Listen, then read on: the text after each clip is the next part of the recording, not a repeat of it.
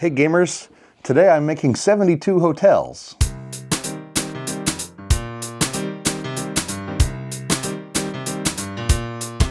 I'm James Ernest, I'm a game inventor, and the Insight video series is kind of a glimpse into my daily life.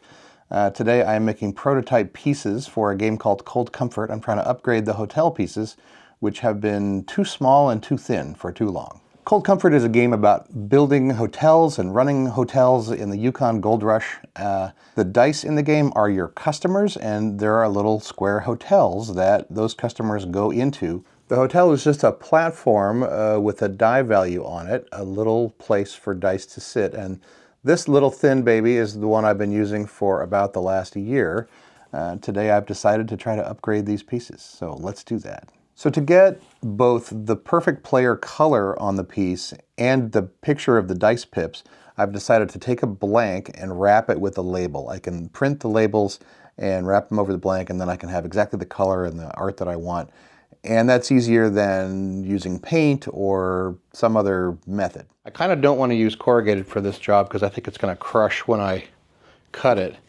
And so I found this old piece of black core foam core that should probably do the job. It's 3/8 of an inch thick, and I don't know what it was for, but now it's for this. I'm using 2 T-squares to line up the foam core and cut 1-inch strips.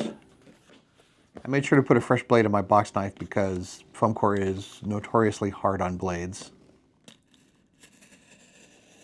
Now, even with that new blade, this foam core is still ratting out pretty badly when I cut it, but I guess I don't care because I'm going to wrap it with paper.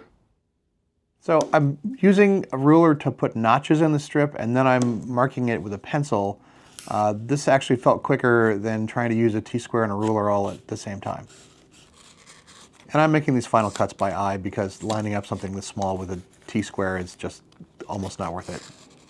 So next I need to design a label that's going to wrap around this piece. So I start with the 1-inch square that I've cut to. Then I need a 3/16 edge that'll wrap around the sides of that. And then I'm making a diagonal tab around the outside that's going to stick to the bottom of the piece. And that turns out not to be enough surface area to stick. So I will wind up cutting another set of squares to hold the back together.